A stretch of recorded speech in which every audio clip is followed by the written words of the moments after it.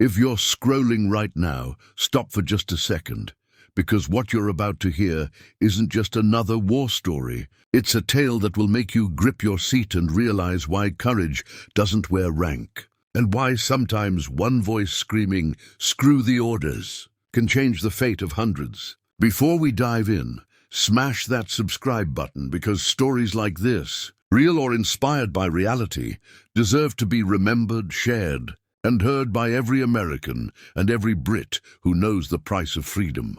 It began in the dust-stained valleys of a war-torn land, where the mountains seemed to brood over every step, their jagged ridges hiding more than shadows. And into this unforgiving terrain, 480 Marines were deployed under the illusion of a low-risk mission, told by distant command to hold an abandoned village and establish a temporary forward operating base. Yet from the first day, the men and women on the ground felt the weight of a trap tightening around them. For the valley was too quiet, the air too still, and every patrol returned with the same unease etched on their faces.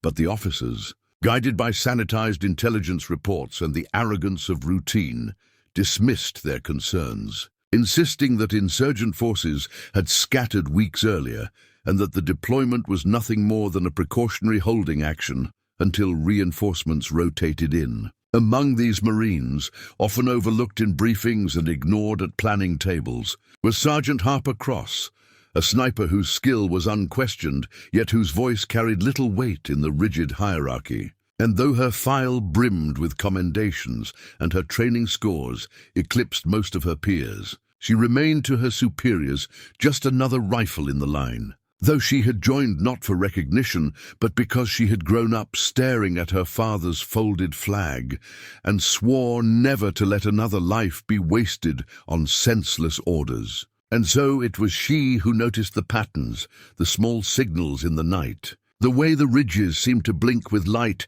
that did not belong to stars. And she warned of danger only to be silenced with the same phrase over and over. "Orders are clear, Marine. Hold position," until the second week, when the storm broke and the enemy revealed itself not as scattered raiders, but as a disciplined, relentless force. Hundreds of hardened fighters armed with weapons funneled in from black markets and sympathetic borders, swarming the ridges with the fury of those who had bled foreign armies before. And they came not as harassing raiders, but as a tidal wave, cutting supply lines, jamming comms, pounding the base with mortars until the very earth shook and Marines scrambled for shallow trenches that offered little cover.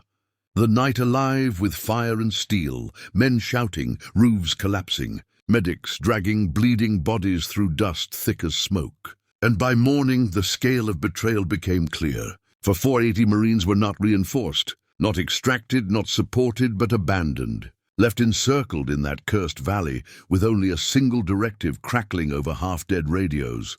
"Hold position," words that tasted like ash, words every man and woman there knew meant nothing more than survive long enough to be forgotten. And as the sun rose over the broken walls, Sergeant Harper Cross tightened her grip on her rifle, her eyes already searching the ridges.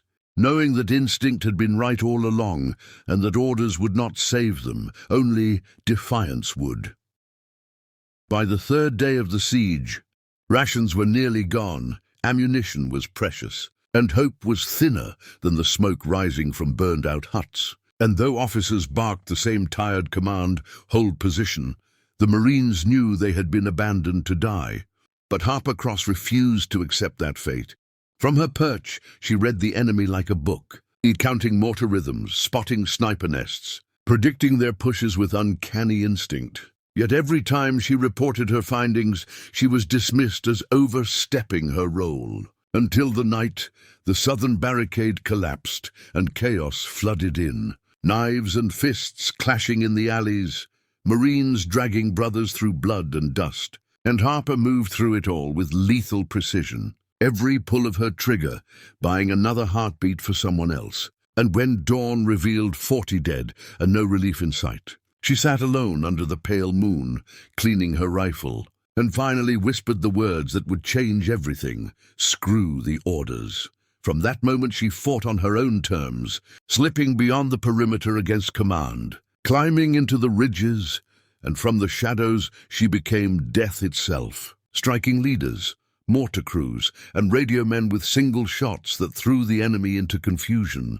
And as panic spread through the militia ranks, the Marines below felt a surge of hope they had not tasted since the siege began, never knowing it was one woman, defying orders, who had given them back the will to fight. Word spread quickly through the battered camp, whispered first in disbelief and then in awe. The ghost on the ridge who had been tearing holes through the enemy's lines, the one sniper who seemed to be everywhere at once, belonged to them, to their own forgotten ranks. And her name, Harper Cross, passed from trench to trench like a prayer, though the officers bristled with fury, threatening charges of insubordination and warning that her actions endangered the mission.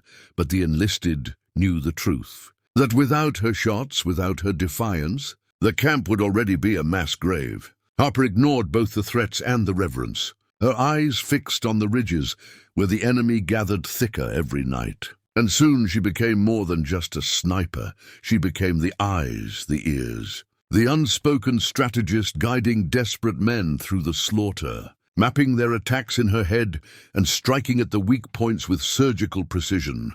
And the Marines began to follow her movements, adjusting their defenses when her rifle cracked, pressing forward when her ghostly silhouette shifted on the horizon.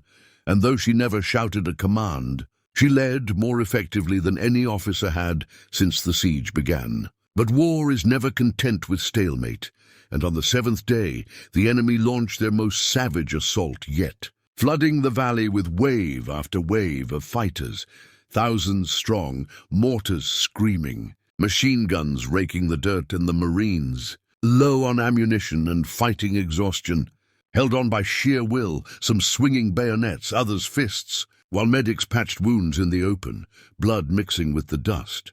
And through it all Harper moved like lightning, one moment sniping from the northern rocks, the next laying traps in abandoned alleys, her rifle barking with ruthless rhythm. But even her brilliance could not hide the deeper truth that emerged when a broken radio transmission carried intercepted chatter.